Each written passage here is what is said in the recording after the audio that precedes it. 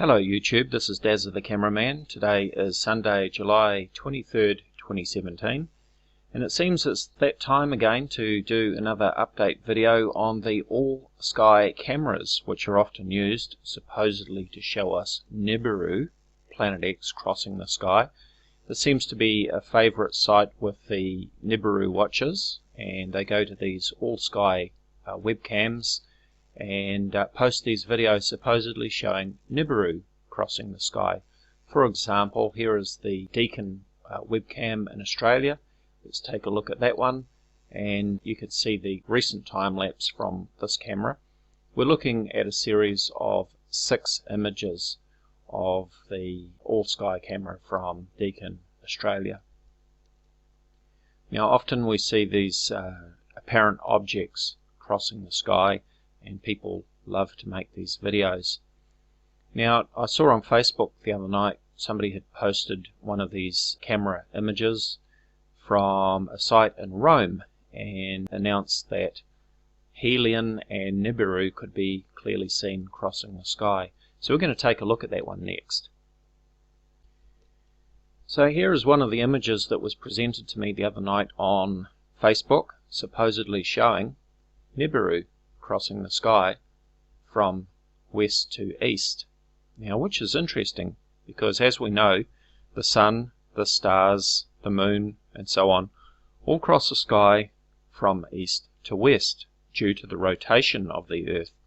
The Earth takes 24 hours to make one rotation from west to east, and because of that rotation, the stars, the sun, and the moon all appear to cross the sky from east to west in the opposite direction of the Earth's rotation. Yet here we see this object apparently crossing the sky from west to east in the opposite direction to the motion of the sun. Let me back that up. I'm going in reverse now. And going forward, you'll notice that the motion is in the opposite direction to that of the sun, which is this here, of course. So that's the first clue that what we're looking at is actually a lens flare. Now when I saw this posted, I said that I would keep an eye on this camera and would endeavour to prove that this was in fact a lens flare and not Nibiru or some other object in the sky. So I fired up my trusty sequence downloader, which captures the whole sequence continuously instead of just 6 images at a time. And I left my computer running overnight, and these are the subsequent images. Now we did run into some problems in that we had a lot of cloud appear. So you can see the object here is sort of fading out. You can always tell when the sun is at its brightest because we have this vertical line which is due to the image sensor in the camera overloading. This is called CCD bleeding or CCD blooming, and you can tell that it is caused by the sensor overloading and not something actually in the sky, because we can see this vertical line actually inside the camera housing. It's not just confined to the sky. You can see it spills over into the surrounding area. Watch what happens to our Nibiru as it gets nearer to the horizon and is affected by the cloud obscuring the sun. We can see that it disappears as soon as the sun is obscured enough that we can't see these vertical lines very clearly. We can just faintly see them, but we can't see our Nibiru anymore. But let's keep going. If we look really carefully, we can actually see that our Nibiru extends out into this outer area, and we're actually going to have a clearer view of that a little bit later too. But let me step through. Now just here, if you look very carefully, right there, you can see Nibiru. I'm going to step backwards and forwards. Now you can see that our supposed Nibiru object is actually the side of the horizon.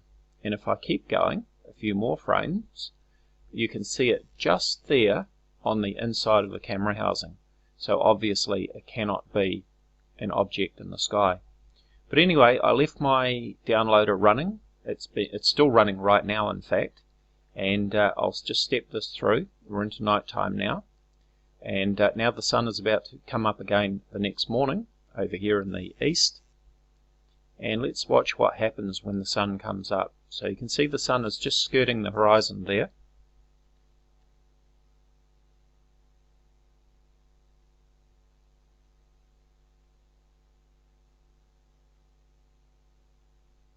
here comes the sun. Now, while you were watching up here, I bet you didn't notice what was happening down here. Let me keep progressing the image, and you can see here is our Nibiru object in the sky again, crossing the sky, and this is about where we picked it up from the day before. But let me run it backwards again, and you watch what happens to our Nibiru. As I'm going backwards, keep an eye on Nibiru down here, and you can see it is clearly within the camera housing. So that's when it first appears, when the sun is nice and bright above the horizon. So let's run it forward again, one more time. So we're going to complete the day's viewing, and watch what happens to Nibiru as it crosses the sky. Now when we got to this point yesterday, we were clouded out, and we lost clear sight of Nibiru. But this time we've got no cloud. Let's watch what happens. Now you can clearly see that Nibiru is inside the camera housing, which of course means it is in fact a lens flare. So there we go, folks. Once again, whenever you see these supposed Nibiru objects crossing the sky in the AllSky cameras, then that's all it is. It's a lens flare, as we can clearly see when we watch the full sequence. Now people like Jeff P. and Steve Olson and the other usual suspects love to post just a few images or even a single image and claim that we're seeing Nibiru. But using Sequence Downloader, we can actually capture the full sequence. Now I was going to show in this video how to use Sequence Download, but I'll upload that as a separate video so that this video is not too long. Thank you for visiting my channel. Please be sure to subscribe. For further discussion, please check out my Facebook discussion page, Voices of Reason to Explain X or Vortex. You'll find a link in the description area. If you'd like to support my work, you'll find a PayPal link on the About tab of my channel. Your support will be most appreciated. Thank you for watching.